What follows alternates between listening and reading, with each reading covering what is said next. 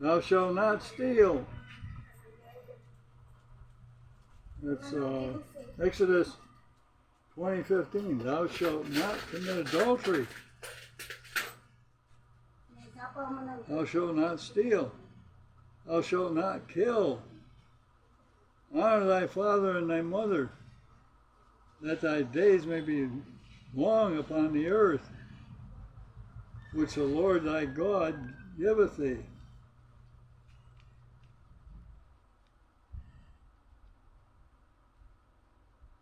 We're going to 15. Thou shalt not steal. This is with respect to man. These are the last 5 commandments. Let's just do them all. Honor thy father and thy mother, that thy days may be long upon the earth, which the Lord thy God giveth thee. Thou shalt not kill. That means commit murder. Thou shalt not commit adultery. Thou shalt not steal. Thou shalt not bear false witness against thy neighbor.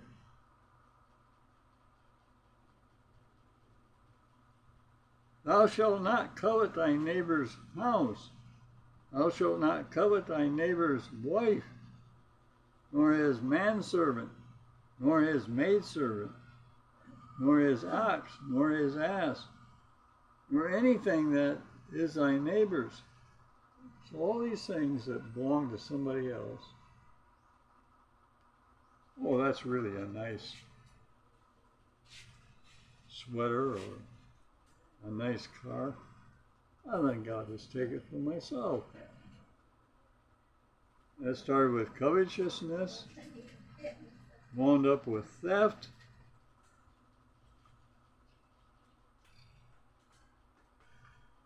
So God has a lot to say about what you do.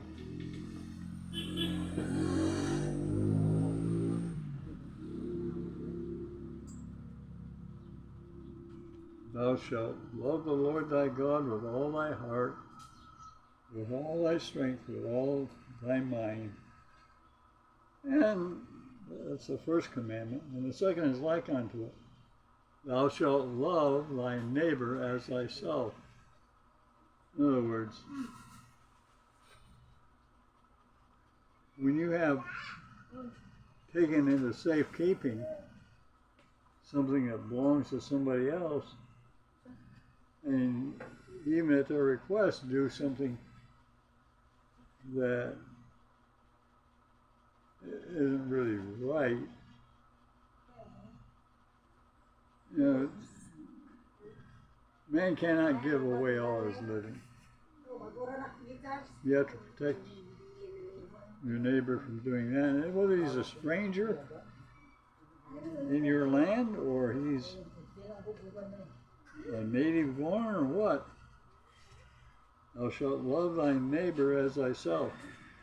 You know how you look out for yourself? You're supposed to look out for your neighbor the same way you look out for yourself. Pretty tough, isn't it? Yeah.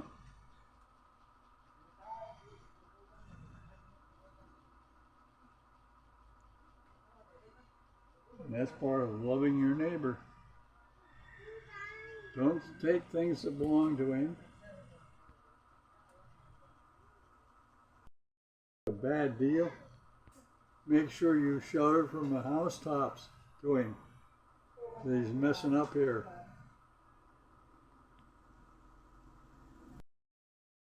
Starting to a theft,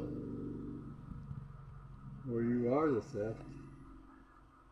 One of the two. Paul said this. God gave the commandments, the 10 Commandments, and many other commandments that spin off of it. And all the people answered together and said, all that the Lord hath spoken, and said, all that the Lord hath spoken, we will do. You can't do it. Return the words of the people on to the Lord. No one has kept the law. No one has kept the law. So you can't get saved by keeping the law. You cannot.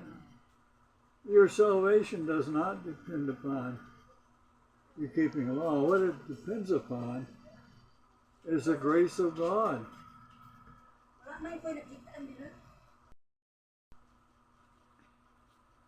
Grace is God working on your behalf, and you not doing anything yet to provide the work. It's God's work. Just a little bit. Thou shalt not steal. We have such a tendency to steal. Thou shalt not bear false witness against thy neighbor. Thou shalt not covet thy neighbor's house. Thou shalt not covet thy neighbor's wife, nor his manservant, nor his maidservant, nor his ox, nor his ass, nor anything that is thy neighbor's. And all the people saw the thunderings, and the lightnings, and the noise of the trumpet, and the mountain smoking. And when the people saw it, they removed and stood afar off. You need to be afraid of the wrath of God. You really need to be afraid of the wrath of God. John Newton wrote Amazing Grace. I don't know whether I sang it before or not. Amazing grace, how sweet the sound that saved a wretch like me.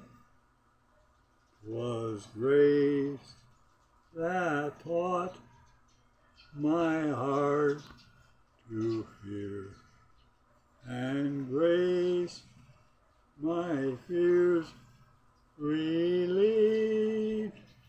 How precious did that grace appear the hour I first believed.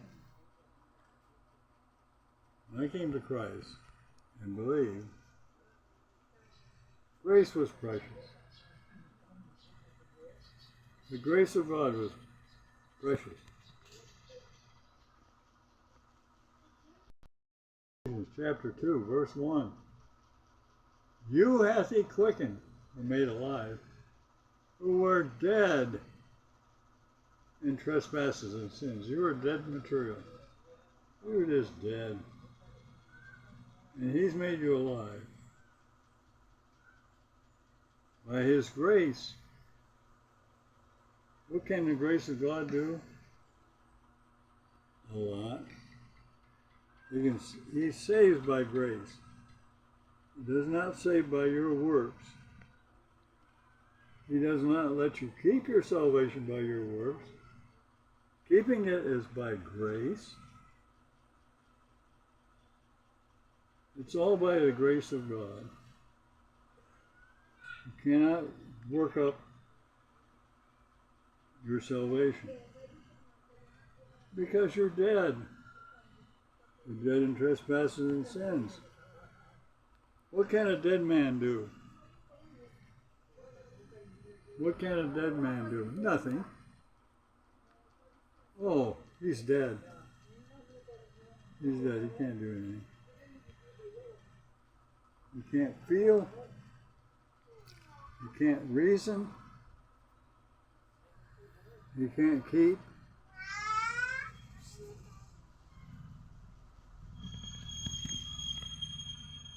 You can't keep anything.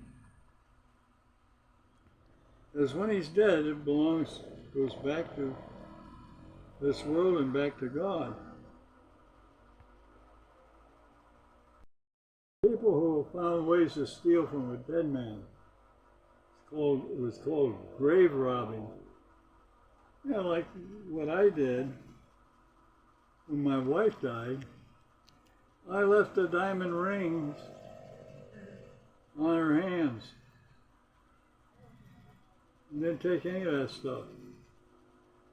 It was hers. So I left it with her. Now, I don't think anybody's going to grave rod that place. It's a military national cemetery for dead soldiers and their dead wives up in Marion, Indiana. And my wife is buried at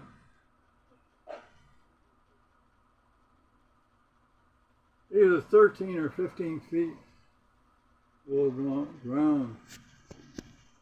So who would want to dig that up? And she's entombed in a concrete casket or esophagus. She is not coming back up until the Lord comes. When the Lord comes, He will catch up all of His children together. When Jesus Christ returns to this earth, and I expect Him to do it soon, there have been times in my life when I didn't want Him to come back. I wanted to go play softball. I wanted to do something. So I didn't want Him to return. Not just that. Well, I wanted Him to return, but I had these plans.